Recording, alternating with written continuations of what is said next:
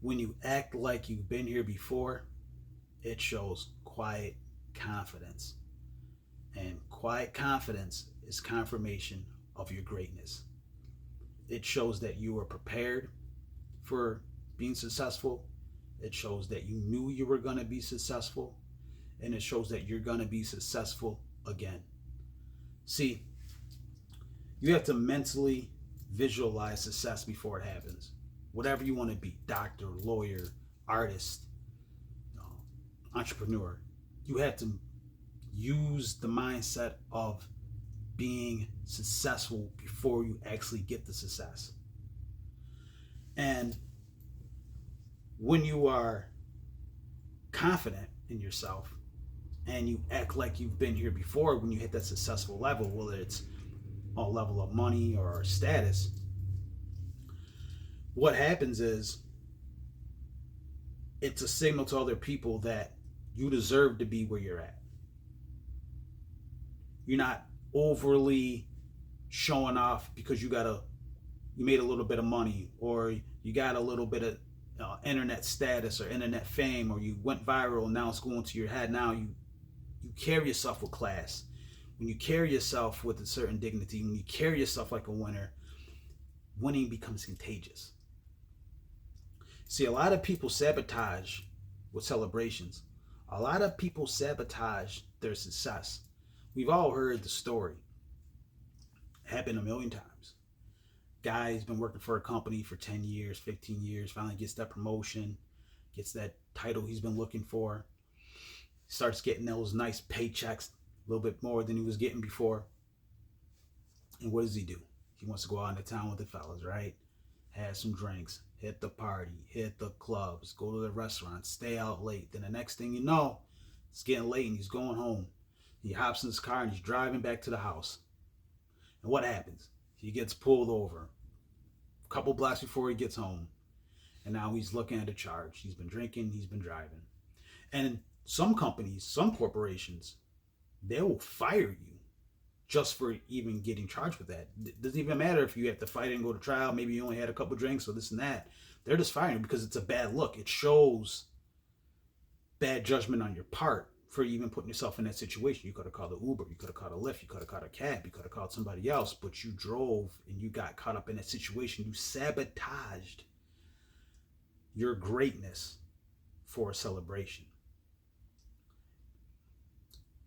There was a story, a football game, playoff game. It was the New York Giants. I can't remember who they were playing, but a story went viral because Odell Beckham was a wide receiver for the New York Giants, and him and his other teammates, wide receivers, went on a boat to Miami, and they took all these pictures with these women. Some of these might have been their significant others. I don't remember the whole story, but it was bad optics because they were heading into a playoff game against a team that was locked in and focused. So the other team, they're trying to eliminate distractions. The other team is trying to watch all the film, study the playbook, get dialed in, because they know they got a playoff game and they're trying to play for a championship. The other team, some of their players are out partying as if they've already won the game, as if they already won a Super Bowl. So that story goes viral and it becomes a clip, and then they lose the game. Now, some people will say, well, that has nothing to do with the game. That has nothing to do with tackles and the score and play calling, but I think it has a lot to do. They didn't act like they had been in before. You didn't act like you've been in the playoffs year after year after year, and this is the standard that you move during the playoffs. Now, we don't do the partying.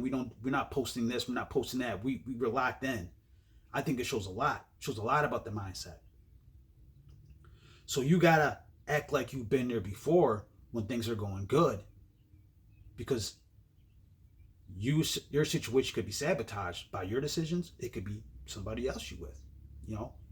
You go out partying with your friends because it's a big day for you, a big situation, your business is doing well, your life's going well, relationship's going well, and then someone else gets in some craziness and you happen to be around, and now you're dragged into it.